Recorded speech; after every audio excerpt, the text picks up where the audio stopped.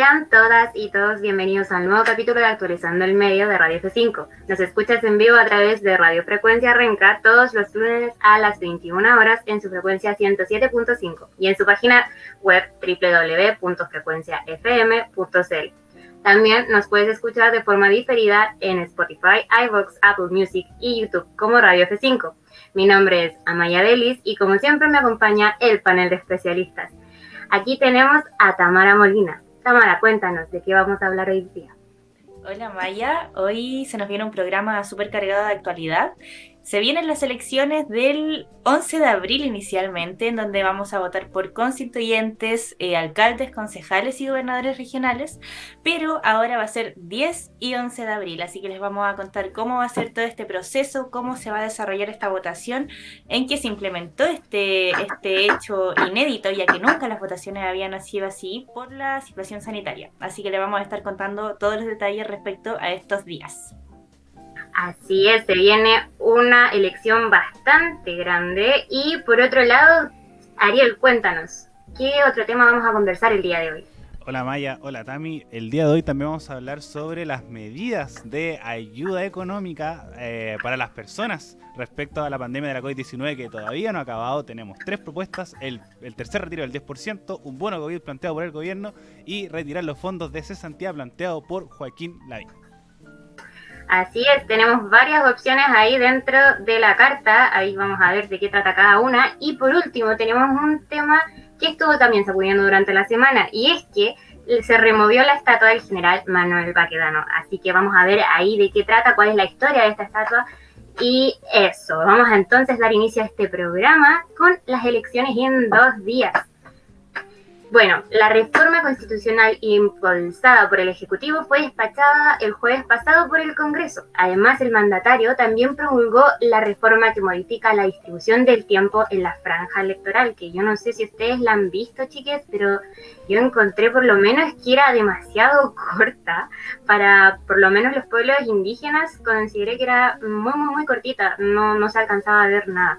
Pero bueno, siguiendo con el tema, la reforma constitucional que se promulgó permite ampliar el plazo de las elecciones de alcaldes, concejales, gobernadores y convencionales constituyentes a 2 días, el sábado 10 y el domingo 11 de abril. Como pueden ver, son elecciones que se van a elegir muchísimos candidatos. Por ahí después tenemos las cifras, son 15.400 candidatos en total, así que son varios. Así que, chicos, vamos a ir contribuyendo con información. ¿Qué tienen para contarme? Bueno, primero hay que destacar que todo esto es por el contexto sanitario.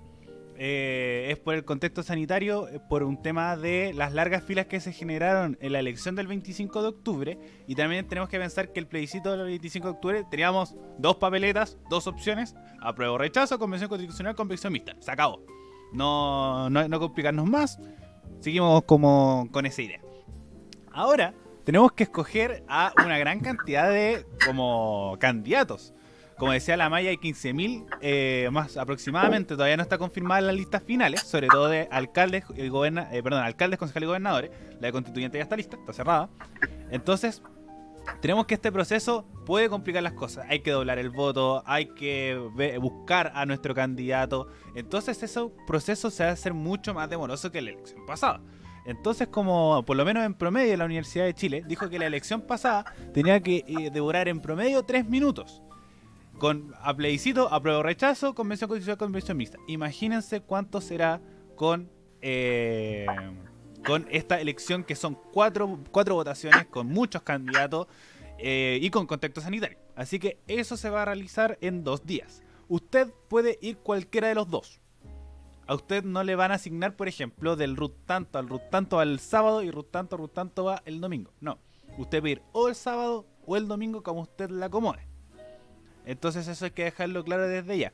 También se va a mantener el tema del horario preferente para adultos mayores.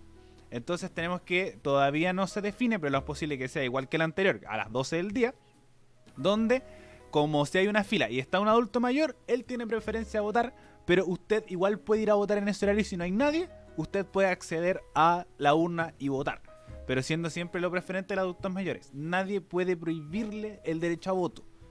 Entonces, si usted le dicen, como no, usted no puede ir a votar en el horario preferente, eso es mentira. Si usted le dicen, no, sabéis que no puede ir a votar el sábado, solamente van los adultos mayores, es mentira. Solamente la elección se ampliará 2 días. El único, como todavía no se discute bien el tema del pago a los vocales de mesa, se va a hacer mayor, pero no va a ser como el doble. El doble de mayor, sino va a ser un aumento de precio.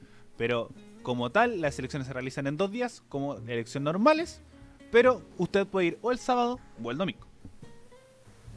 Así es, y bueno, también sumado a los adultos mayores, van a tener preferencia los enfermos crónicos, las mujeres embarazadas y las personas con discapacidad.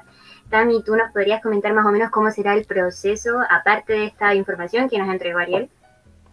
Claro, la gran duda era cómo iba a ser este proceso, ya que la preocupación es cómo se va a resguardar los votos. Que, claro, cuando es una votación de un día, que siempre ha sido así en nuestro país, los vocales de mesa están durante el día resguardando las mesas, hay un apoderado de mesa, luego alrededor de las 8 o 9 de la noche comienza el conteo y se ven los resultados. Pero esta vez está el tema de cómo va a pasar la noche del sábado al domingo, que va a ser el último día de votación.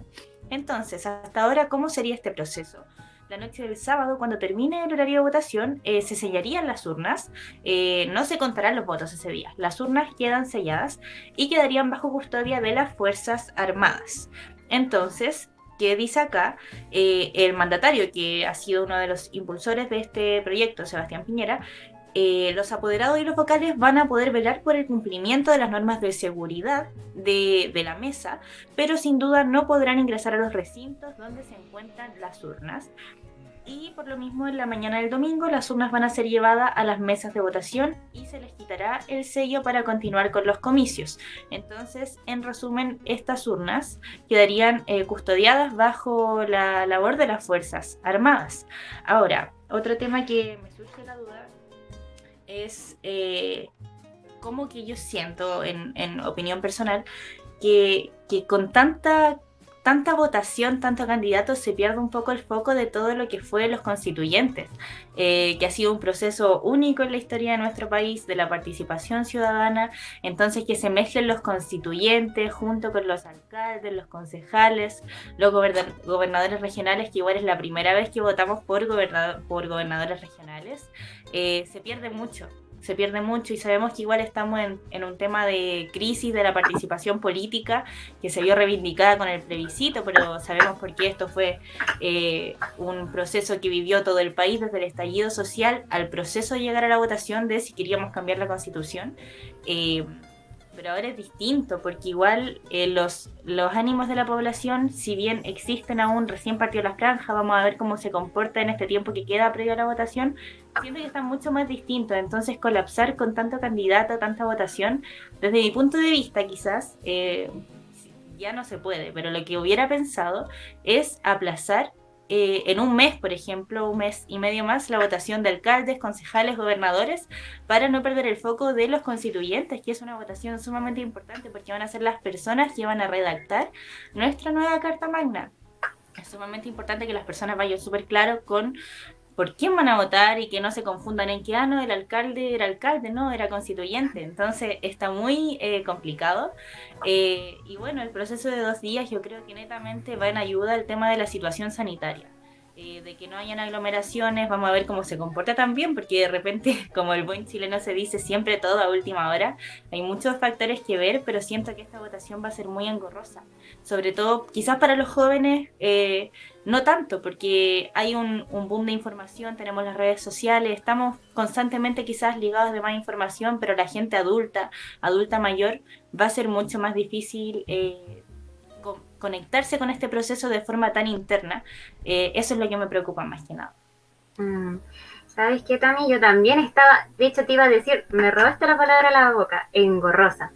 Creo que tienes mucha razón con eso de la pérdida del foco, porque por lo menos a mí me pasa también que yo me centro muchísimo en los constituyentes y dejo igual de lado el resto.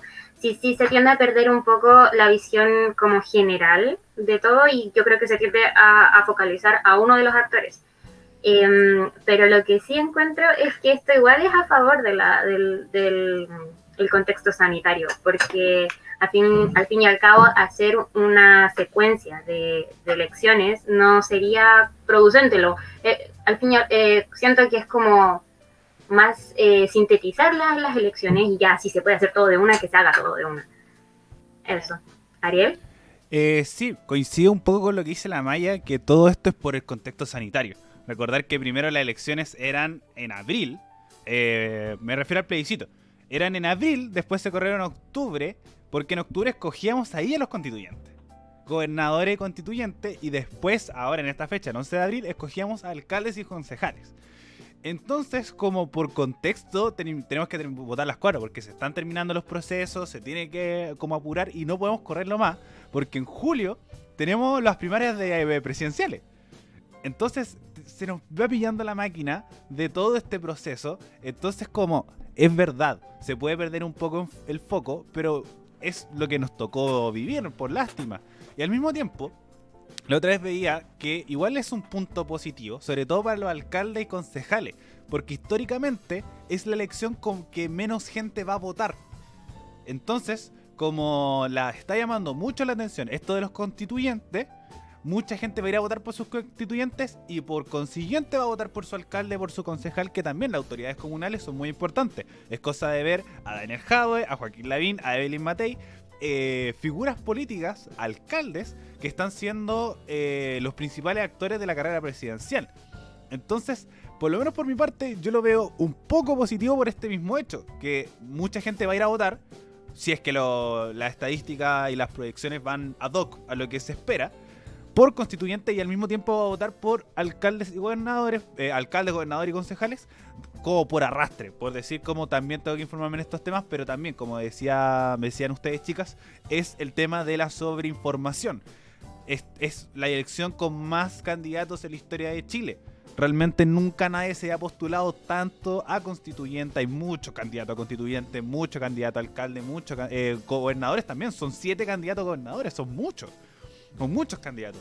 Entonces, como obviamente esto entrampa un poco la información, nosotros mismos, a nosotros que pasamos todo el día, tenemos un programa hablando de política, no es decirles que nos cueste saber por qué vamos a votar por constituyentes, por qué vamos a votar por concejal, por qué vamos a votar por alcalde y por qué vamos a votar por gobernador. Nos imaginamos la gente que no está tan informada respecto a la situación.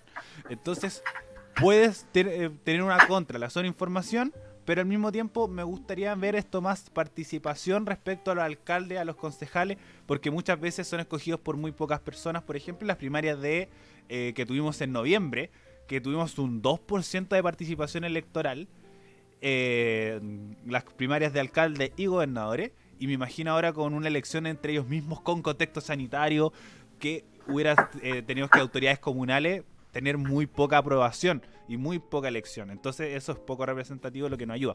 Ahora con los constituyentes puede haber un poco de arrastre y puede como beneficiar esto de crecer la cantidad de personas que voten por su alcalde y como sus representantes comunales. Sí, y también está el tema que contaba la Tami, eso como que me pareció muy, muy clave, y es que el chileno deja usualmente todo a última hora. Esperamos como Radio F5 que no vayan a votar a última hora como un montículo de gente, por favor. Y chiques, yo les quería preguntar al respecto si es que ustedes tienen así como, esto ya es una opinión súper personal, ¿ustedes tienen algún constituyente clave que les llame la atención en base a su distrito?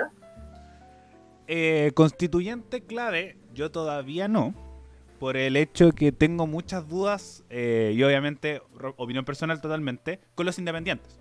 Si ustedes escuchan los capítulos anteriores de Actualizando el Medio, siempre he estado muy reticente respecto al tema de los independientes, porque, por ejemplo, Tere Marinovich es independiente.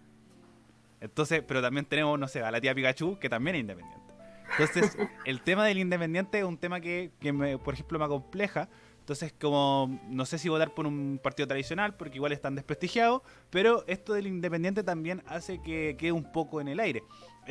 Por lo menos mi distrito, que es el distrito 13, tengo visto a una deportista, que es Francisca Cabrera, que es patinadora artística, que es candidata a constituyente.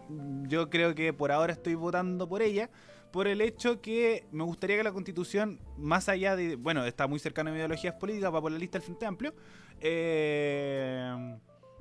como tengan la mayor cantidad de actores posible. Como siento que el deporte igual es una de las cosas que tiene que ser parte de la Constitución, entonces yo soy muy partidario que sea expertos y constituyentes.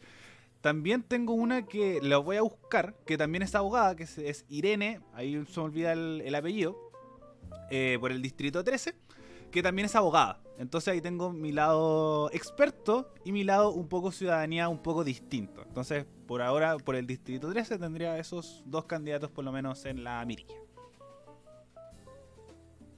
Muy bien, Ariel, muchísimas gracias ahí por compartir tu opinión. Completamente, como dijo él, apreciación personal. Aquí estamos compartiendo para también que ustedes escuchen los tipos de candidatos que hay, a ver si es que se animan a buscar a estos personajes de los que estamos hablando. Así que, Tami, voy contigo. ¿A ti te parece interesante algún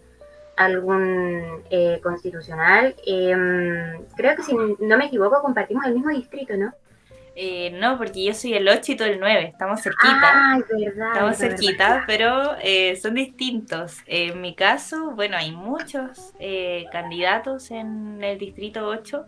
Uno de los que más me ha llamado la atención a lo largo de que empezó esta carrera es Daniel Stingo, que va por Apruebo Dignidad como independiente con un cupo en Revolución Democrática, que sabemos que es parte del Frente Amplio, y si bien sabemos que está en crisis y todo, dentro de la ideología general como que podría ser lo más cercano a lo político que me podría acercar, por un tema claramente de cómo él es una persona que ha estado mucho en la opinión pública, se sabe un poco sus lineamientos generales sobre ciertos temas, ciertas opiniones, y por otra parte también se ha desempeñado en el área del derecho, que en esta constitución yo creo que muchas personas están considerando para que vaya, como decíamos, gente que tenga noción de cómo poder redactar esta nueva constitución y abordar bien los temas como corresponden. Pero a la vez siento que tiene que haber un equilibrio. Entonces está esta disyuntiva, porque por una parte tiene que haber gente preparada, pero también tiene que haber un debate. Por ejemplo, no en mi distrito, pero por otro distrito también está Ignacio Achurra, que es actor, y a la simple vista uno dice, pucha, no está muy preparado. Pero finalmente yo creo que tiene que haber una nutrición de todo. Tiene que estar presente la cultura, tiene que estar presente el mundo que sepa, que esté preparado, que haya trabajado, por ejemplo, en el derecho constitucional. Tiene que haber deporte, tiene que haber medio ambiente. Entonces yo creo que automáticamente, con tanta diversidad de candidatos que hay, quizás sea una diversidad que se dé naturalmente. Esperemos que así sea, para que sea un texto muy bien nutrido y sea una constitución que tome todas estas problemáticas que hemos ido arrastrando durante todos estos años que nos llevaron finalmente a realizar este proceso. Eso respecto a mi distrito. Y tú, Amaya, también, tu distrito 9, igual he visto candidatos que son súper llamativos, como Bárbara Sepúlveda, Sí. Que también ha trabajado como por el derecho constitucional Y bueno, y también por una constitución feminista.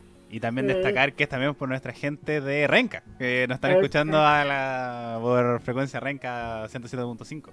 Así que para que estén atentos a lo que va a decir la Maya ahora. Muchas gracias ahí por esa ayudita. Realmente a mí, en lo personal, me han agradado, o están como, llaman mi atención, 3 personas. Uno es Patricio Cáceres, quien es jefe de UTP y es profesor de historia. Es candidato a constituyente por la lista del pueblo. Ese es uno que me llamó mucho la atención. La otra es Jessica Cayupi, que ella es abogada y es vocera de la red de mujeres mapuches. Y por otro lado, me agrada mucho, en demasía, Rodrigo Mallea, quien es un luchador por los derechos humanos. Y tiene mucho arrastre. Él de hecho, y la abogada, ay, se me fue el nombre, Tami, perdón, Bárbara Sepúlveda, muy bien, gracias, perdón. Ellos dos especialmente tienen muchísimo arrastre. Yo sigo páginas de más o menos el distrito 9 y tienden a hacer como la mayoría de los comentarios, apuntando a esos 2 candidatos, así que yo creo que por ahí va a ir.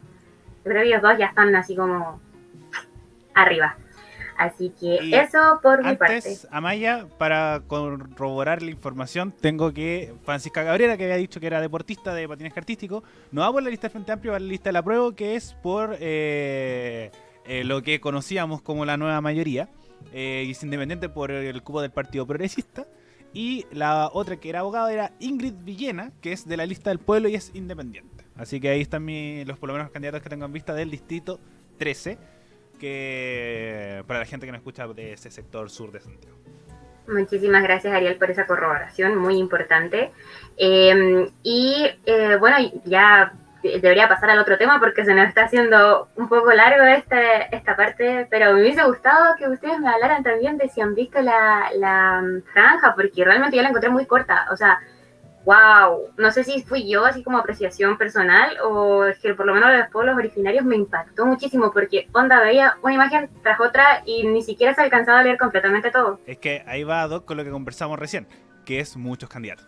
Sí. Candidatos, muchos partidos, muchas listas, que los independientes, que los indígenas, ahora que se incluyeron en la lista antes, estas como también. Nosotros nos escogíamos como miembros de pueblos indígenas de forma aparte, sino que eran dentro de las propias listas. Entonces tenemos que quizás en la misma cantidad de tiempo que hace 10 años atrás, pero en 10 años atrás teníamos 2 listas muy marcadas. Ahora tenemos una pluralidad de listas que puede ser beneficioso, porque tenemos una gran cantidad de ideas, pero al mismo tiempo puede ser restrictivo como esto, de personas que tienen un minuto, o por ejemplo me acuerdo que Renan Linco en la franja de la prueba tenía 0,9 segundos, que no alcanzaba a decir nada. Entonces como que habla mucho de la distribución, la poca unión entre las ideologías políticas y como esto de como no separar y el separar mucho la franja electoral. Pero esa es mi duda, ¿están divididos de manera equitativa o no? No, para como definir la cantidad de tiempo que tú tienes por lista es por la cantidad de votos que tuviste en la elección anterior, principalmente la elección de diputados. Por ejemplo, los partidos con más votos son los que tienen más candidatos en el Congreso, por ejemplo, que son Renovación Nacional y el Partido Socialista. Y a esto, por ejemplo, se le suma después la UDI, el PPD, y ahí bajando, dependiendo de la cantidad de votos que tuviste en la elección pasada. Por ejemplo, por algo, por Convergencia Social, el Partido Republicano tiene muy poco tiempo. Entonces muchas veces se unen, por ejemplo, Chile Vamos, se une el tiempo de RN, el tiempo de la UDI, el tiempo de Bópoli, y en este caso el Partido Republicano que va por esta misma lista. Lo mismo con la lista de la prueba, que el tiempo del Partido Socialista, del PPD, bla, bla, bla, bla. Bueno, muchísimas gracias, Ariel, también por esa información, por ahí responder a mi preguntita. Y vamos a pasar rápidamente al siguiente tema porque ya se nos ha cortado un poco el tiempo y les quiero recordar que están escuchando Actualizando el Medio de Radio F5 en vivo a través de Radio Frecuencia Renca 107.5 y en su página web www.frecuenciafm.cl. Y el siguiente tema va y tiene que ver con el caballo de Baquedano. ¿Qué pasó? A partir de las 23 horas del pasado jueves 11 de marzo, el personal de apoyo inició la remoción de la estatua del general Manuel Baquedano. La tarea concluyó 3 horas después, alrededor de las 2 de la madrugada de ese mismo viernes. También se realizaron operaciones sobre la tumba del soldado desconocido a los pies del pedestal del monumento ecuestre. Así que, chiques, ustedes me podrían decir qué pasó, por qué sacaron a este monumento ahí y cuál es la historia. Bueno, primero voy a ir con eso. ¿A quién quiere empezar?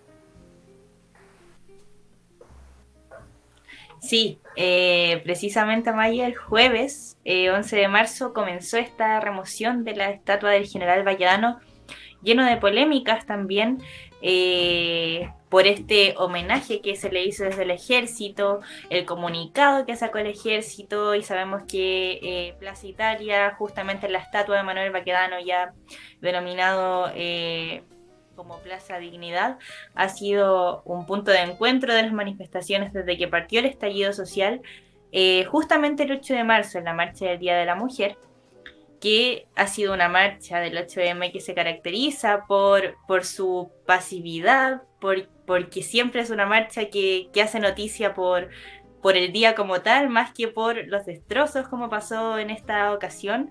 Sujetos con overoles blancos y encapuchados durante las manifestaciones justamente de esta conmemoración intentaron nuevamente dañar el monumento, pero ya esta vez fue más extremos, ya que trataron de cortarle la pata del caballo con el método del oxicorte. Entonces, inmediatamente se tuvo que evaluar esta remoción. Ya sabemos que esta estatua muchas veces había sido antes atacada en las marchas, pero automáticamente se volvía a pintar. Pero hay que considerar que desde el Consejo de Monumentos informaron que esta estatua pesa alrededor de 2.500 kilos, entonces había que ir a ver, porque si le trataron de cortar la pata, podía ser un riesgo que se le cayera a alguien encima y esa persona queda aplastada automáticamente. Entonces, desde este consejo dijeron que la pata estaba muy cortada y quedaban solo 2 centímetros para su desprendimiento. Entonces tuvo que removerse automáticamente para poder ser reparada. Claramente luego de esto se ha generado un debate por quién es la persona que está en la estatua, ya que había sido atacada a lo largo de que comenzó el estallido social, pero nunca se había dado el debate de quién era el general Baquedano, y con estos últimos hechos que fueron mucho más graves, como cuando se incendió, como cuando le cortaron la pata, comenzó este debate con posiciones muy encontradas, por ejemplo desde el alcalde Jadue, que dijo que era un genocida, un violador de mujeres, con el tema de la ocupación de la Araucanía, mientras que totalmente en un polo opuesto, por el lado del gobierno y de las Fuerzas Armadas, que es un héroe de guerra, con la guerra del Pacífico, que le rindieron honores. Entonces hay toda una polémica con todo el tema de la estatua del general Baquedano. Así es, como bien da inicio Tamara, ¿a quién es este personaje de la estatua? ¿A quién estamos aquí vanagloriando, por así decirlo? Así que Ariel, si tú puedes ahí complementar con la historia de esta estatua, estaría genial. Efectivamente. Primero que la estatua está desde el septiembre de 1928, esto quiere decir hace 92 años, está en este punto neurálgico de la ciudad que tiene mucha simbología. Por ejemplo, cuando uno habla de los sectores altos y los sectores bajos, es de Plaza Italia para arriba y de Plaza Italia para abajo. Hay un montón de manifestaciones que ese es el punto cero de las manifestaciones desde el estallido social en adelante. Muchos también imágenes de celebración. Por ejemplo, cuando gana un candidato a un partido político, cuando Chile tiene un triunfo o algún club también tiene alguna ganancia. Entonces este punto siempre ha sido muy emblemático, y con la figura del caballo, que siempre ha sido un punto de celebración, de encaramarse. Entonces esto está aquí desde 1928, y tenemos que el general Baquedano es un militar, como decía bien la Tami, que participó en la guerra con la Confederación Perú-Boliviana, en las revoluciones, denominadas revoluciones de 1851 y 1859, que es cuando tenemos un poco los conflictos respecto a los liberales y a los conservadores. Él estaba cerca del lado conservador, entonces tenemos que él participó de estas revoluciones y estas guerras que dividían al país en estos dos polos, y después participó principalmente en la Guerra del Pacífico, donde es más condecorado y terminó siendo comandante en jefe de las Fuerzas Armadas. Entonces tenemos que esta es la figura, y bueno, después la ocupación de la Araucanía en el gobierno de Manuel Bulnes, si la memoria no me falle, donde se tiene la utilización de la Araucanía cuando todavía no el pueblo mapuche todavía estaba bien instalado en ese sector. Entonces tenemos que un personaje de guerra siempre va a ser conflictivo, sobre todo desde el mundo militar, con los antecedentes que tenemos en Chile. Todavía están los resagios de la dictadura, todavía está como este pequeño resquemor que no era antes. Por ejemplo, la Guerra del Pacífico en su momento fue algo de unión. Por algo Arturo Prat también están condecorados, porque veníamos de estos dos conflictos entre liberal y conservador, ideologías políticas, país muy dividido, que logró unir la Guerra del Pacífico con este sentido de patriotismo. Pero ahora creo que esto ha quedado un poco obsoleto, y también hay que ver como quizás lo simbólico también, que es una figura militar en este centro neurálgico, porque se habla mucho de que es porque está una estatua ahí o porque es el general Baquedano. Entonces esa también es la gran discusión, si es que es porque le tocó porque está en el centro neurálgico. Por ejemplo, si esto hubiera sido en la Plaza de Armas, hubiera sucedido lo mismo. Si esto hubiera sido en otro sector de la ciudad o en otras estatuas, por ejemplo, se hablaba mucho del ejemplo de Concepción, que se tomó la estatua de Pedro de Valdivia y se colocó al frente de una estatua de Lautaro. Otros que personas como de igual conocimiento y de igual como popularidad pública sin ningún conflicto, hace que también sean destruidas. Entonces todavía está como este conflicto también, si es como porque es una estatua, y también de esto por qué se le hace tanto show a una estatua, o también porque es lo simbólico de la estatua.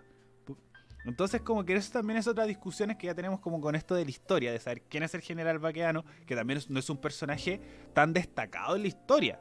No es como un héroe de la patria como por ejemplo tenemos como Arturo Prat o Bernardo Higgins o bueno, obviamente estos personajes también tienen la polémica, pero siguen siendo personajes relevantes, o un presidente por ejemplo que también tiene sus estatuas, pero no en un punto tan importante como lo es el centro de la ciudad, y como decía anteriormente, es simbólicamente muy destacable en muchos sentidos. Entonces ahí va la discusión respecto también, para agregar información que decía la Tami, ¿qué se va a hacer con la estatua? La estatua, por lo menos se confirmó que se va a devolver al lugar donde estaba. Mucho también se discutió que si iba a colocar al frente de la moneda o si iba a buscar algún otro lugar para colocar esta estatua de Manuel Baquedano, pero no. El presidente Sebastián Piñera en uno de sus discursos confirmó que se va a ser colocada en el mismo punto después de una restauración. Entonces, quizás también lo simbólico de decir como en lo militar dentro de este sector, porque igual el gobierno lo defiende. Entonces igual es un tema de miradas, de perspectivas. Por ejemplo, Daniel Jadwe es parte de la oposición y está muy en contra de que esté Manuel Baquedano. La misma ciudadanía, se ha hablado muchas alternativas de como qué colocar en ese punto, si es que se tiene que colocar a Baquedano o algún otro nombre, tomando el de mucha fuerza, el de Gabriela Mistral.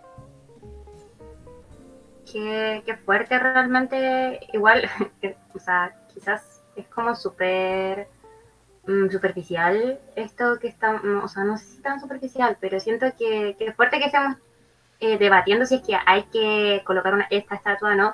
Siendo como igual la definición o el concepto que trae consigo, lo que significa, lo que manifiesta. Y definitivamente siento que también estas decisiones por parte de las autoridades también tienen como una connotación a lo que es referente al pueblo mapuche. Definitivamente en Radio F5 hemos hablado constantemente de la deuda histórica que tiene el país con el pueblo mapuche. Entonces, igual, pucha, quizás es algo súper chico, pero es un símbolo y dice mucho, siento yo, por lo menos, desde mi perspectiva. Es que obviamente colocado en contexto también, la estatua está desde ahí hace 92 años. Sí, está desde tiempo. El año 28. 8, sí. Está desde el año 28 ahí y no haya sido removido nunca. Nunca había sido removido de este lugar. Entonces tenemos que, lo mismo, después del estallido social, se dio una resignificación al tema de la estatua. Porque, por ejemplo, no tengo recuerdos de la inauguración de alguna estatua en el último tiempo. Ya no se tiene mucho esto de como considerar un héroe, de destacarlo y decir, no, esta persona es relevante y la vamos a colocar inmortalizada en este monumento. Entonces son todos hechos de muy del pasado, cuando ya estaba muy ad hoc el tema de la estatua, el tema del arte, muy bien establecido. Pero como los tiempos van cambiando, hay veces que estas cosas se quedan obsoletas y quedan atrás. Entonces, como dice la Maya, como el tiempo se actualizó, tenemos que los temas de la guerra, de lo militar, está cada vez más desprestigiado por un montón de situaciones que vamos a estar todo un programa diciendo lo desprestigiado que puede estar una institución militar, para que esté en este punto alejado del mundo militar, repudiando al mundo militar. Y entonces como todo esto de lo simbólico hace que se vaya actualizando. Entonces esta no actualización de decir, oye, sí, es un personaje conflictivo, por algo lo están queriendo sacar. No es como por votarlo. Es porque es un militar, porque quizás, obviamente al volver a la discusión anterior, si hubiéramos colocado otro personaje ahí, si otro personaje hubiera estado ahí en el centro, por ejemplo, lo mismo de la Plaza de Armas. Por ejemplo, en la Plaza de Armas tenemos una estatua de Lautaro, un monumento a Lautaro. Entonces, ¿eso sería vandalizado? ¿Sí? ¿No? Yo digo que no. Lo más posible, porque es por todo esto, como dice la Maya, toda la carga que tiene esto, por ejemplo, con el pueblo mapuche, con también el tema de lo militar, que ha sido repudiado en los últimos años. Entonces, yo iría como más por ese lado, también de la desactualización del gobierno, de cómo los tiempos han ido cambiando respecto a las figuras que vamos vanagloriando a nosotros como ciudadanía, y en un punto también tan importante, yo creo que esto como lo destacable, es en el centro de Santiago, algo súper simbólico. Si hubiera estado, no sé, en Parque Bustamante, se nos olvida realmente, pero es lo importante porque es el centro de la capital, que divide también el sector alto, el sector bajo, un punto de reunión y muchas cosas más. Entonces tiene harta carga la estatua misma. Sí, vale destacar que, bueno, yo lo comentaba, estaba conversando con mi pololo y le contaba que, o sea, comentábamos que antes del estallido también era, la Plaza de Italia era como, también conocida como Plaza de Baquedano, Plaza de Dignidad, era un lugar donde se conmemoraban cosas. Donde estaba este tema de, no sé, por las corridas siempre se llegaba hasta ese punto, o donde los hinchas de los partidos, diferentes partidos iban a celebrar, entonces tienen como diferentes, no sé, es muy loco cómo ha ido cambiando las cosas, cómo se va moviendo. Y referente a lo de los monumentos, también siento que, pese a que es algo como netamente súper antiguo, lo de esto de crear escultura y todo eso, como, pero encuentro que sería como bacán también progresar en ese sentido de los iconos, a quién estamos colocando, como que igual deja cosas que desear y todo el rato estamos progresando como sociedad, entonces igual creo que está bien esto. Y ahí también va la discusión de, por ejemplo, que se planteó para el estallido social, pero no llegó a ningún puerto porque la Plaza Italia, o Plaza Baquedano, bueno, es Plaza Baquedano, la Plaza Italia es como está al costado, pero como donde está el monumento es Plaza Baquedano. Ya empezar a llamarse Plaza Dignidad, por ejemplo en Google, si uno busca plaza como ese sector se llama Plaza Dignidad, pero pasa que la plaza está dividida, que también es el punto de división entre Providencia y Santiago. Entonces no sabían qué municipio tenía que discutir el cambio del nombre, y no es posible que suceda lo mismo con el cambio del personaje, porque el cambio de denominación se habló de Plaza Dignidad, lo presentó creo que el concejal Jaime Parada, estoy hablando de memoria, de cambiarle el nombre a Plaza Dignidad como se habla popularmente. Pero aquí lo mismo, el tema de lo simbólico, el tema de, por ejemplo, quién está a cargo en Providencia y quién está a cargo en Santiago. Jorge Alessandri y Evelyn Matei, miembros de derecha. Evelyn Matei, su padre era militar, hay que recordarlo. Lo mismo Alessandri. Tiene, si la memoria no me falla, también tiene familia militar, que hace, bueno, tenemos que la familia de Alessandri siempre ha sido por el sector de derecha por mucho tiempo. Entonces tenemos que esto también, lo simbólico del nombre. De, por ejemplo, hay mucha gente en redes sociales de que se diga, no, o Plaza Baquedano, no, tiene que ser Plaza Dignidad y tienes que dominarlo como Plaza Dignidad, y al revés, como Plaza Dignidad, no, se llama Plaza Baquedano. Entonces ya el nombre es polémico, imaginémonos la estatua que está ahí, que además es gigante, 2500 kilos.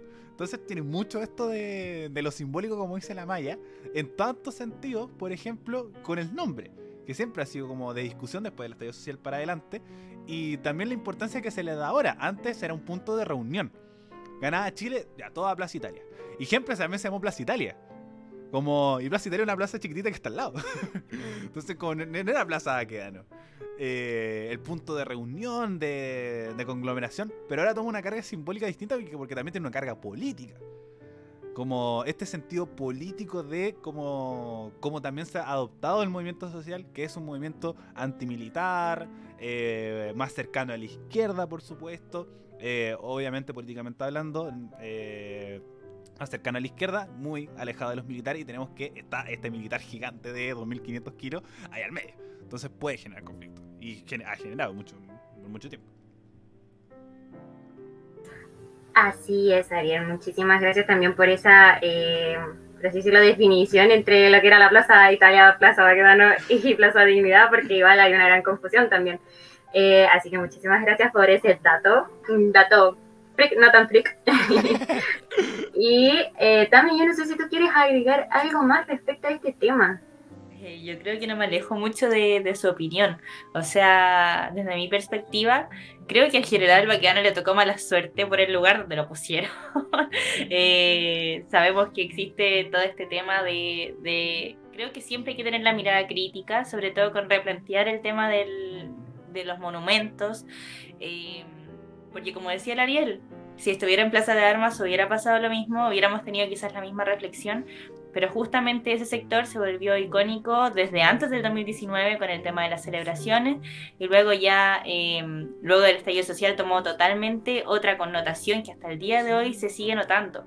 Creo que es bueno replanteárselo, pero también esta discusión se tendría que extender entonces a lo largo de nuestro país, porque hay muchas personas que siguen vanagloriadas en una estatua que también probablemente tengan mucho que desear con sus acciones, como en su labor militar, por ejemplo. Entonces creo que es bueno tener presente la crítica la reflexión, y considerar también qué va a pasar con esto. ¿Será bueno que lo vuelvan a poner?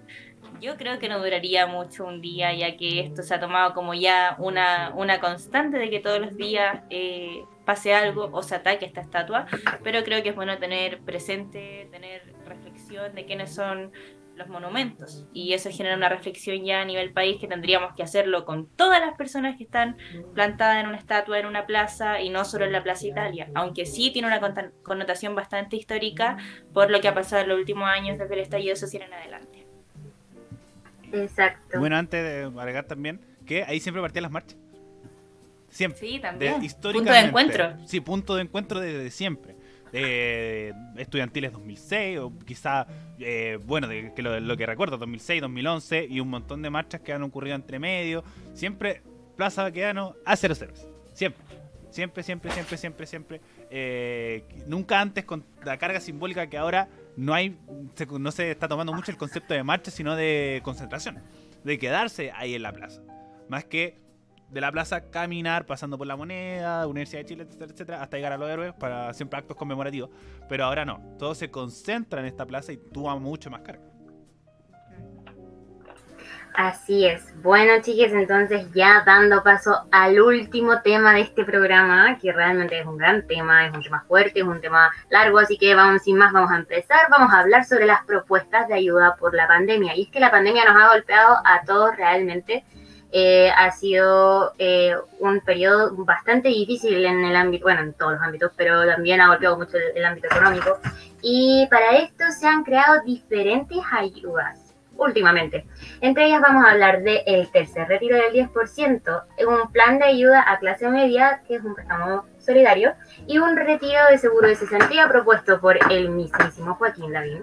Así que vamos a empezar con el retiro del 10%, y quiero aquí citar en formato APA al Ariel, que en el programa del segundo retiro del 10% dijo, no sé si lo dijo con estas palabras realmente, pero recuerdo que dijo que no iba a haber un tercer retiro del 10%, así que Ariel, hazte cargo. Yo lo sigo manteniendo por el hecho que ya no es el mismo impacto de antes.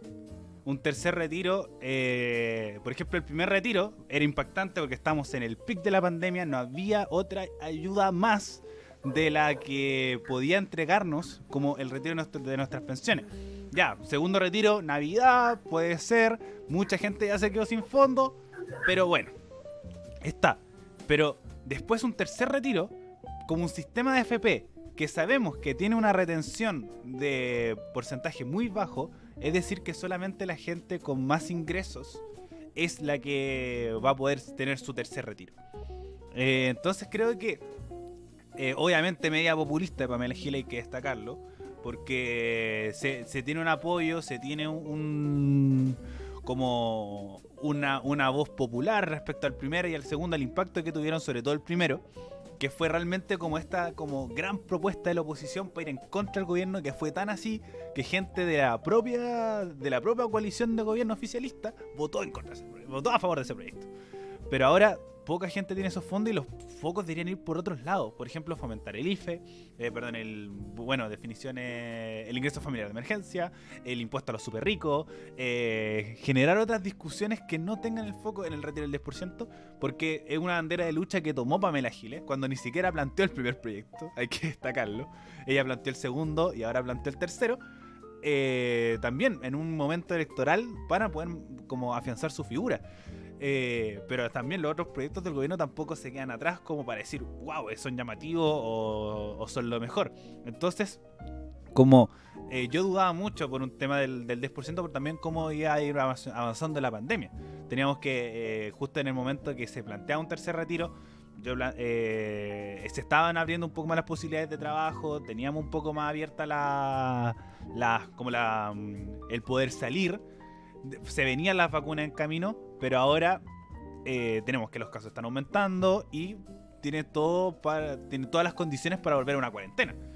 Entonces, ahora las condiciones y las opiniones cambian, pero creo que puede haber un tercer retiro, pero no creo que sea la mejor alternativa para poder ayudar a la gente por la pandemia, por las necesidades de la pandemia.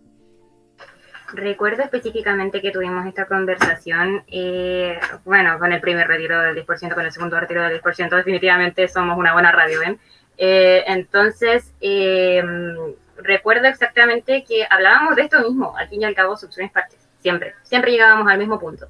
Así que realmente creo que este tercer retiro no va a ser una opinión diferida.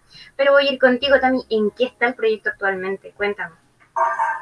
Sí, está el proyecto que siempre más se destaca, que es el de Pamela Giles, que como decía el Ariel, se ha tomado la bandera frente a estos retiros del 10%. Pero hay 3 proyectos que están hoy día en la Cámara discutiéndose.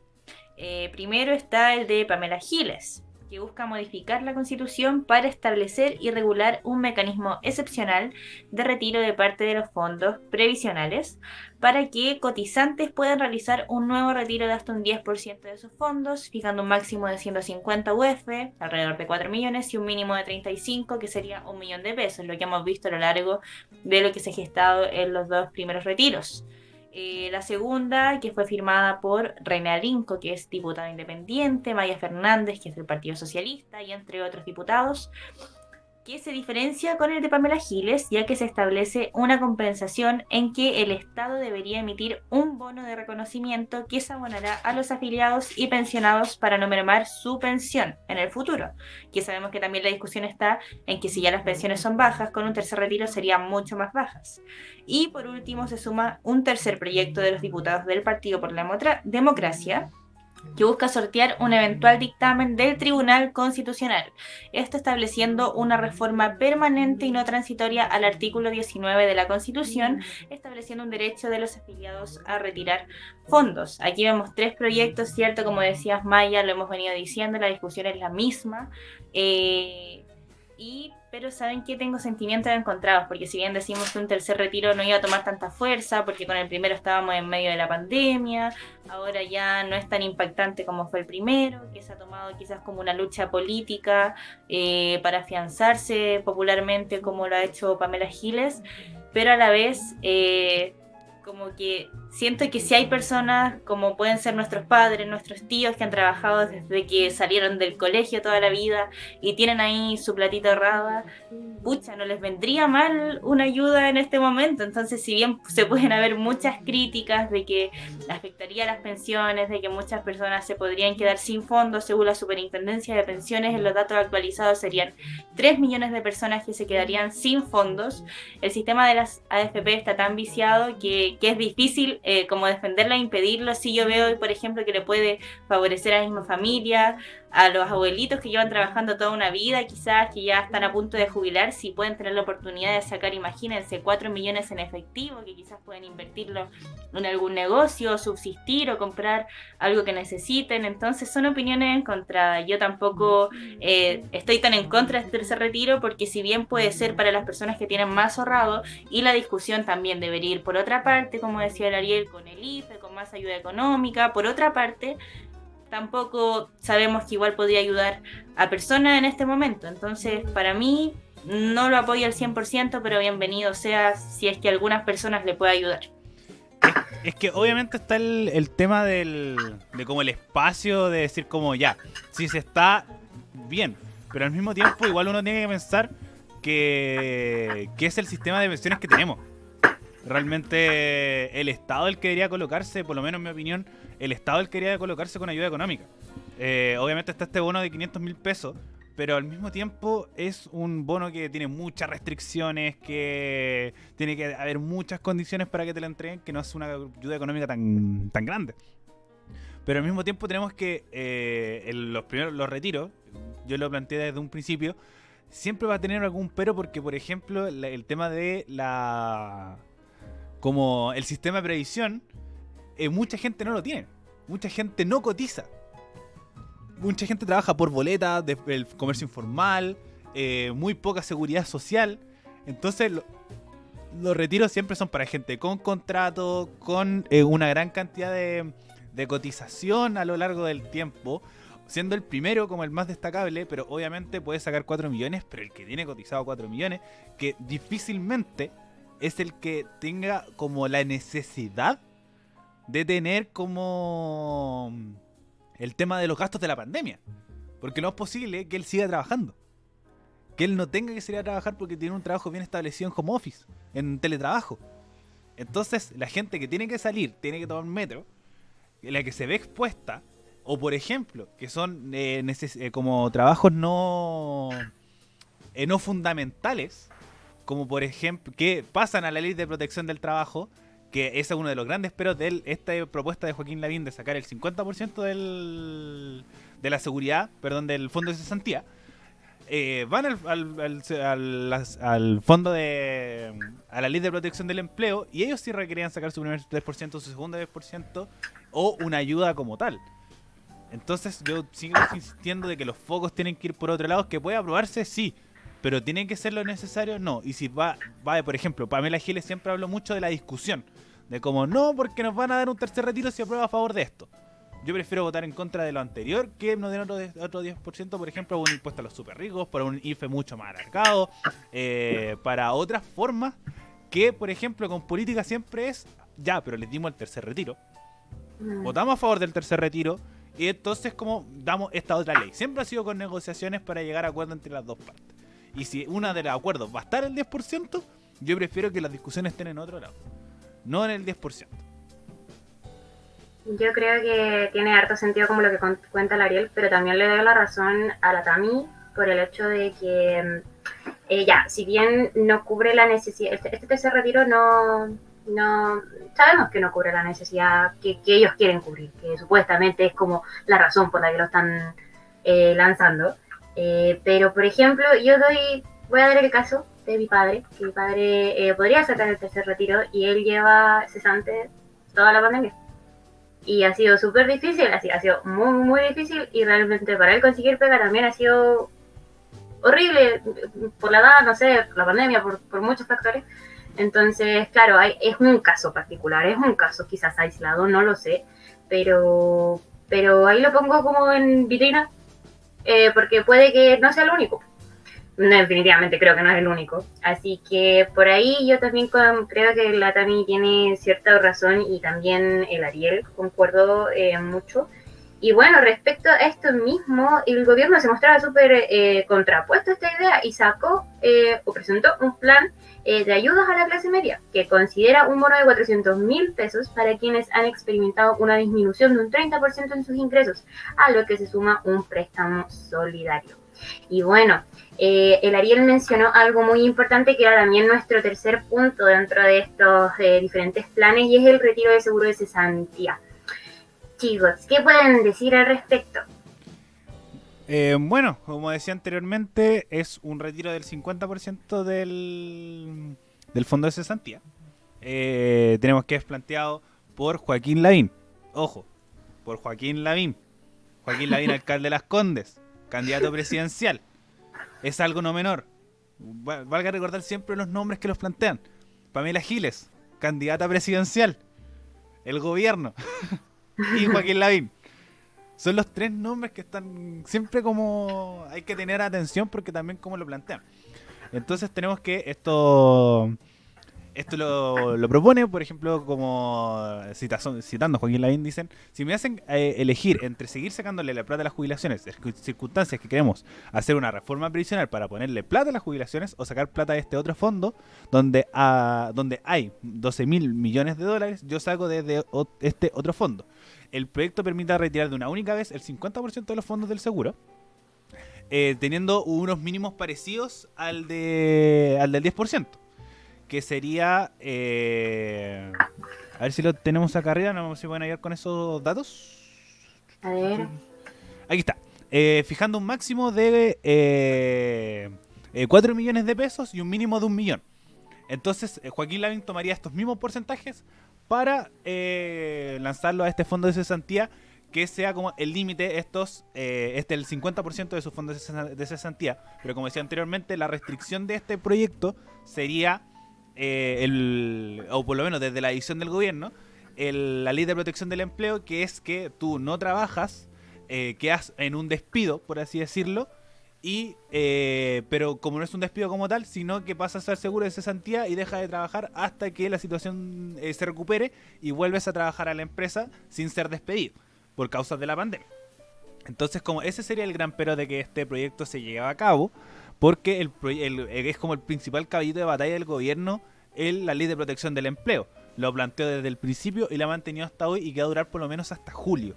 Entonces tenemos que ese proyecto yo lo veo con muy poco futuro, por lo menos tanto parlamentario como ejecutivo, porque el Fondo de Cesantía está principalmente concentrado en esa parte de la ayuda a la gente por la pandemia.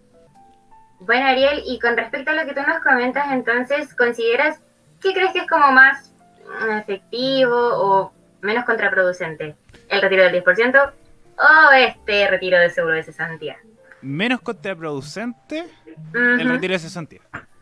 Porque primero, como los fondos igual tienen, como es verdad, mucha gente ha quedado cesante por la pandemia y mucha gente ha ingresado a este plan de protección del empleo, pero al mismo tiempo puedes que mucha gente entre a trabajar y no va a ser tan efectivo, por ejemplo, el tema de la pensión. Entonces el tema de la pensión siempre va a ser como algo prioritario y al mismo tiempo con reforma a la pensión, con una reforma previsional que el gobierno siempre ha querido sacar, siempre ha estado en la discusión, y también por el tema de la discusión constituyente.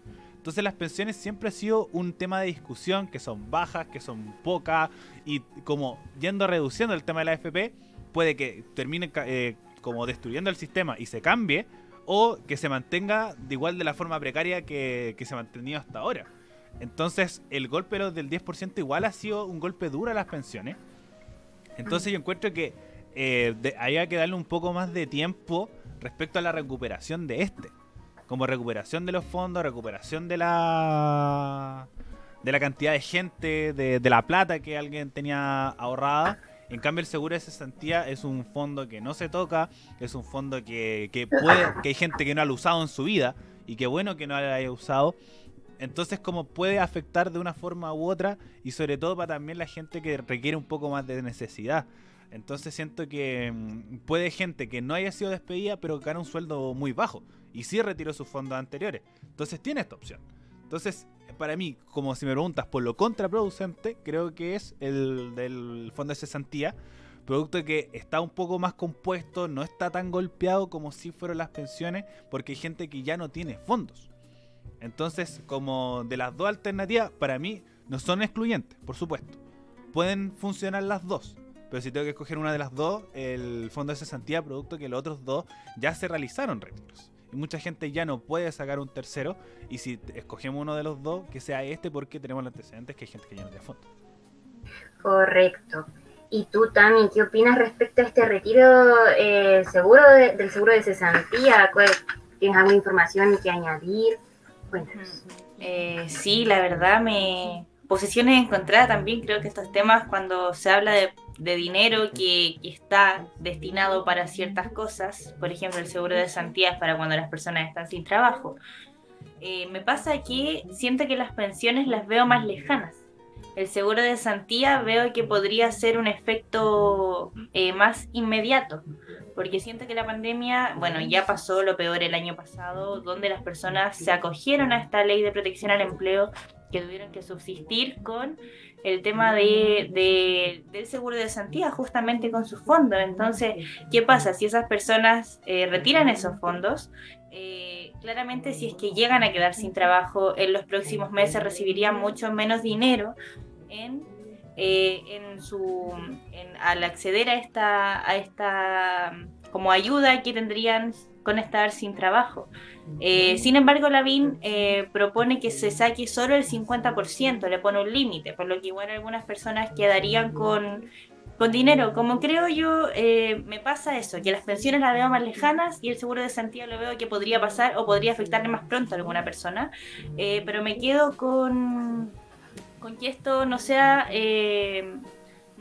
excluyentes, que se evalúe cuál podría ser mejor. Aparte, todavía no hay datos concretos de cómo afectó la ley de protección al empleo, porque por ejemplo se tiene por ahora que según la Superintendencia de Pensiones serían 10,4 millones de personas que están afiliadas al seguro de cesantía, y en promedio simple dentro de lo que se tiene ahorrado entre las cuentas individuales que tienen las personas dentro de este seguro, y por otra parte en el fondo solidario de este mismo seguro, porque hay que explicar un poco que cómo funciona este seguro de cesantía, porque cada trabajador cotiza 0,6% de su sueldo imponible y el empleador le agrega un 1,6%. Esto se mantendría en la cuenta individual del seguro de cesantía de cada trabajador.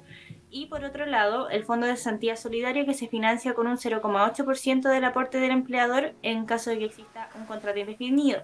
Entonces están estos dos fondos, y de lo que se tiene ahorrado ahí, se estima que cada afiliado tendría 594.000 pesos en las cuentas individuales. Pero con este dato de la Superintendencia de Pensiones aún no se tiene considerado qué pasó con las personas que actualmente siguen con el seguro de cesantía, con contrato temporal indefinido y ocupando esos mismos montos. Entonces creo que esta propuesta todavía está muy ahí, le falta todavía un poco de madurez, pero hay que ver qué sucede. Por lo menos de parte de Chile Vamos ha tenido buena acogida la propuesta de Lavín. De hecho, algunos diputados ya presentaron formalmente esta propuesta de Lavín, diputados de Chile Vamos. Así que por ahora, por parte del oficialismo, no está tan descartado. Así es, bueno, también muchísimas gracias por esa contribución. Definitivamente vamos a estar viendo ahí cómo van avanzando estos proyectos, estas ideas, cómo se van formando. Y bueno, llegamos hasta el final de nuestro programa, así que agradecemos muchísimo a todos nuestros auditores y auditoras por haber escuchado nuestro Actualizando el Medio número 39 de Radio F5. Es que está en vivo a través de radiofrecuencia Renca 107.5 y en su página web también nos pueden escuchar www.frecuenciafm.cl. Recuerden que también nos pueden encontrar y escuchar de manera diferida en Spotify, iVoox, Apple Music y YouTube. Y además también pueden encontrar contenido periodístico en nuestro Instagram radio.f5 y también en Facebook, el mismo nombre.